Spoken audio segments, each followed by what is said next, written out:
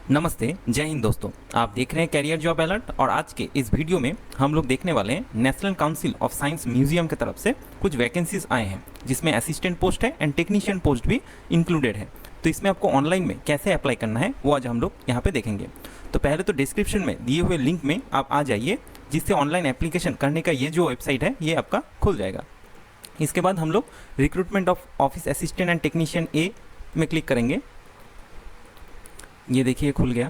इसके बाद आप देख सकते हैं यहाँ पे कि टेक्नीशियन ए में 6 नंबर ऑफ पोस्ट है। इसमें ईडब्ल्यूएस में ही 4 पोस्ट है, ओके। और ऑफिस जो असिस्टेंट है ये इसमें 6 पोस्ट है। अभी ये जो भी पोस्ट है टोटल 6 करके 12 पोस्ट है। ये सभी पोस्ट 100% परमानेंट है और सेंट्रल गवर्नमेंट का ये जॉब है।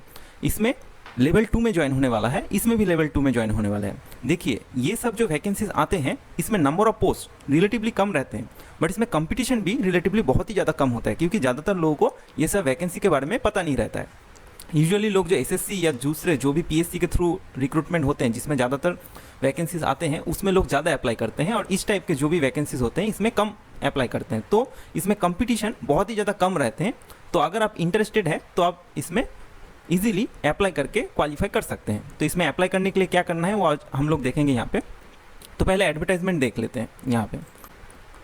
तो नोटिफिकेशन में आप देख सकते हैं टेक्नीशियन ए जो पोस्ट है इसमें कारपेंटर, फिटर, इलेक्ट्रॉनिक्स, ड्राफ्ट्समैनशिप ये सभी पोस्ट जो है ये अवेलेबल है। और इसमें इसेंशियल क्वालिफिकेशन जो है ये क्लास 10 के बाद आपको ITI 2 साल का कंप्लीट होने के बाद 1 साल का एक्सपीरियंस का रिक्वायरमेंट है। अगर किसी का 1 साल का ITI का सर्टिफिकेट है तो उसको फर्दर 2 साल का एक्सपीरियंस चाहिए।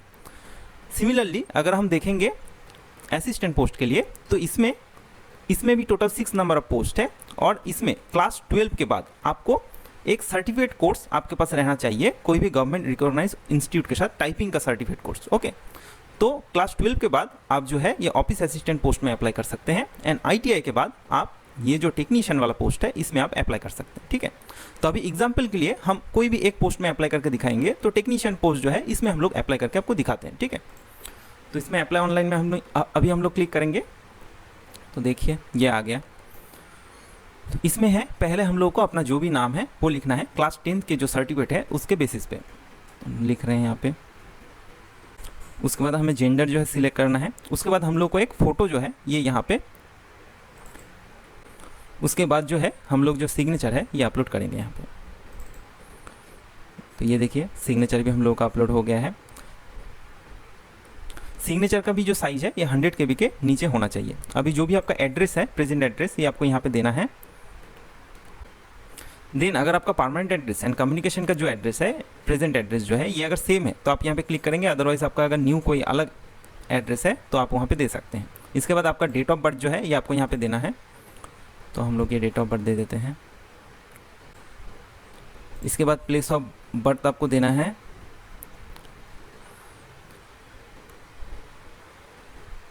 देन आप सिटीजन ऑफ इंडियन है तो यस करना है।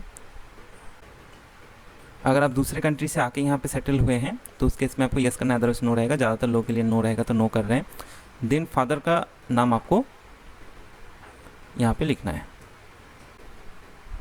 फादर का ऑक्यूपेशन इसके बाद आपको लिखना है। उन्होंने ऑक्यूपेशन लिख दिया। फिर जो भी आपका घर का एड्रेस है, मतलब फादर जहाँ पे रहते हैं उसका एड्रेस यहाँ पे आपको देना है। आपको फुल जो एड्रेस है यहाँ पे आपको वो लिख देना है। उसके बाद आपका माँ का जो नाम है ये आपको यहाँ पे लिखना है।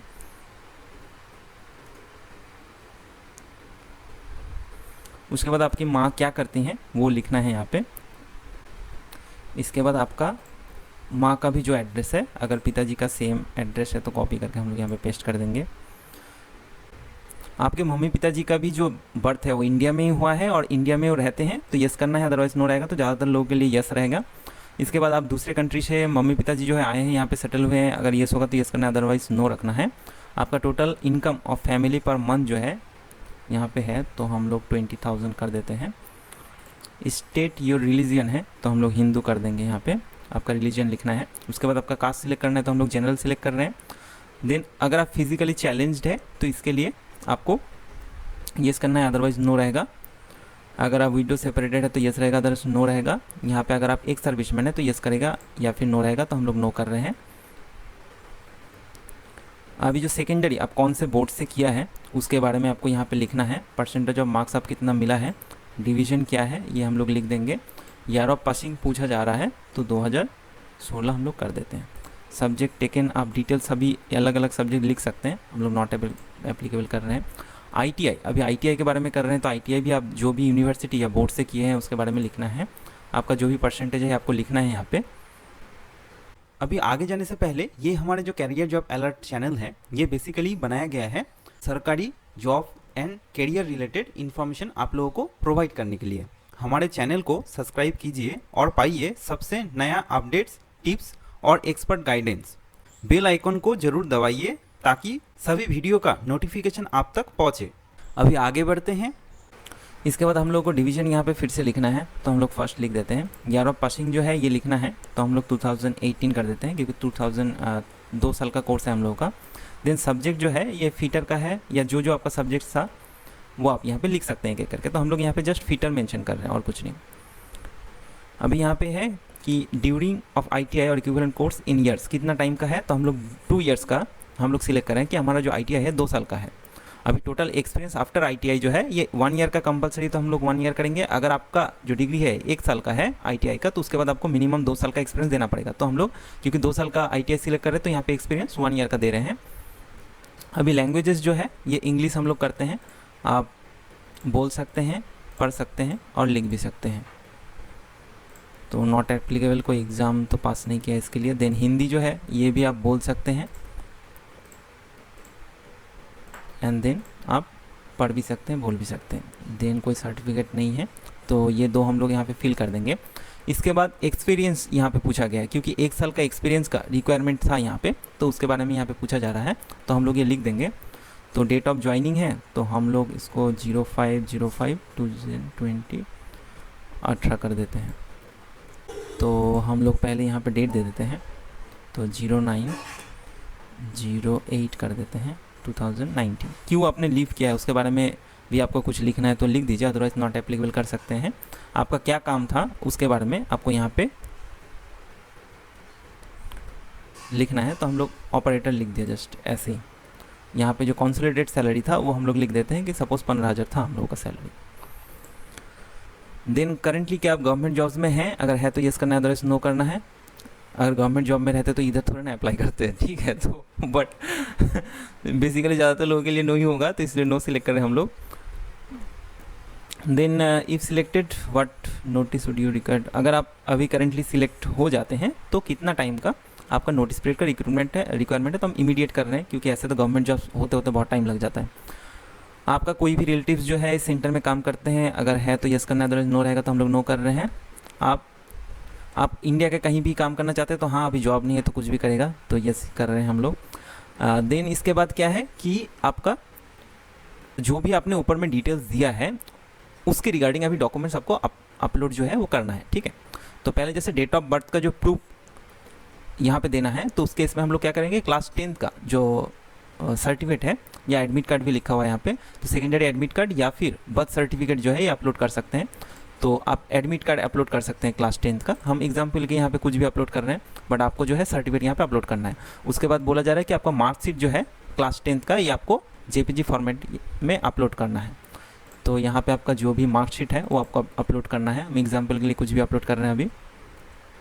देन जो आपने मार्कशीट देन जो आपने ITI किया है इसका जो मार्कशीट है ये आपको यहाँ पे अपलोड करना है तो हम लोग यहाँ पे अपलोड कर देते हैं।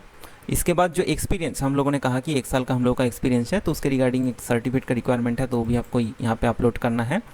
उसके बाद ये जो डिक्लेरेशन है इसमें हम लोग टिक करेंगे। देन आपका जो मोबाइल नंबर है ये आपको यहाँ पे देना है।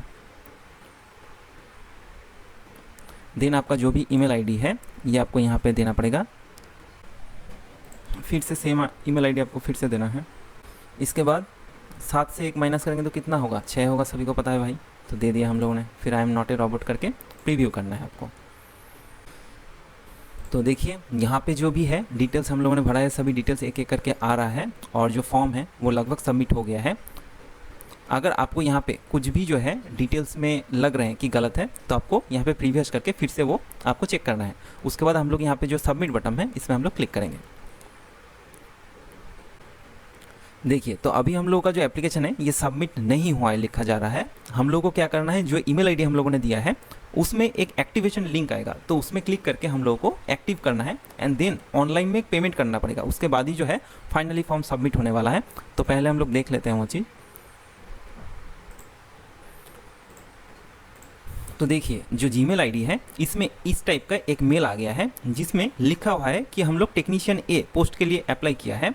तो अभी जो है इसमें हम लोगों को ऑनलाइन में पे करना है, इस लिंक के थ्रू हम लोगों को पे करना है। तो हम लोग इसमें क्लिक कर रहे हैं। तो देखिए, ये जो पेमेंट पेज है ये टोटल अभी जो है ये ओपन हो गया है।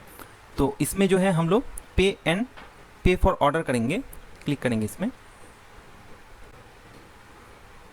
देन देखिए, ये जो credit card, debit card, UPI या नेट बैंकिंग के थ्रू आप पेमेंट कर सकते हैं। टोटल जो पेमेंट करना है 885 रुपीज़ का एप्लीकेशन फ़ी है। तो इसमें आपका card number, expiry date, CVV number दे के मेक पेमेंट करके आपको ऑनलाइन में पेमेंट करना है। एंड पेमेंट के बाद ही जो है वो आपका जो एप्लीकेशन है वो प्रोसेस सबमिट हो जाएगा एंड आप फिर कंसिडर किए जाएंगे जब भी उनका फर्दर प्रोसेस होगा उसमें।